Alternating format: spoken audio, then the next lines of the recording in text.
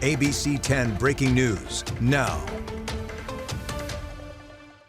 And we start this half hour with breaking news. I-5 southbound heading into Sacramento shut down due to a shooting investigation. I'm Jay Struberg. And I'm Carolina Estrada. Right now, we know deputies shot a suspect during a pursuit. We have team coverage. ABC 10's Austin Castro is live along I-5 in Natomas. And Rob Carlmark is tracking the major traffic impacts. Let's start with Austin Castro. What are we learning?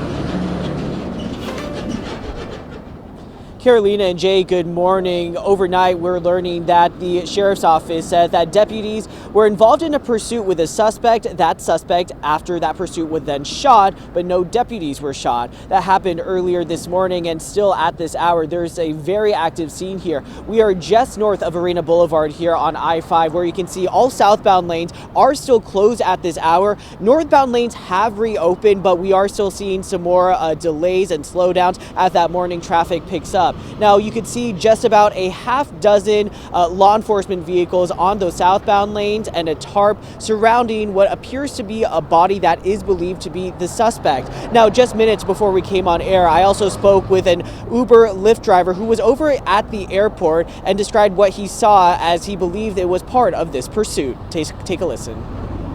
I was going into the airport tonight around 3:25, and there was, just past the AMPM gas station, there was a car coming towards us with its headlights on.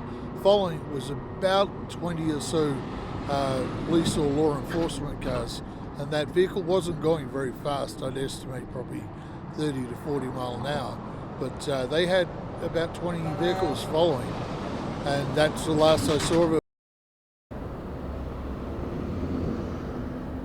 And we are learning from the Sacramento County Sheriff's Office that the suspect in this situation has died. The other part of the story is the traffic impact that we are seeing all morning long. You can already see that here on the northbound lanes. But as for the southbound lanes, from Del Paso Road just to the north of us to where we're at here on Arena Boulevard, those southbound lanes are still fully closed. So if you are needing to get into Sacramento, southbound I-5 through Natomas, give yourself plenty of extra time. Find an alternate route. There is no reopening time as of right now, but of course, we will continue to monitor that and any of the latest details here all throughout the morning. Live in Natomas, Austin Castro, ABC 10. And it's important to remember that it's not like a normal accident. This is going to be a This could potentially stretch on throughout the morning. Yeah, commute. we can already see those morning commuters already seeing those impacts. I want to add a little bit more of what the sheriff's office just posted on this. So they said that this officer-involved shooting comes from a carjacking suspect. That's what started that pursuit, and then that led to I-5 and Arena Boulevard where the shooting happened. So there was a carjacking, then a pursuit that led to deputies shooting the suspect, and they say that what Austin already mentioned, the suspect has been confirmed deceased at the scene. So we're going to continue to, of course, follow this and bring you more updates. But like we were talking, those commuters already seeing the impacts, and you have been seeing that all morning, Rob. You've been tracking the traffic in that area. So what are we seeing?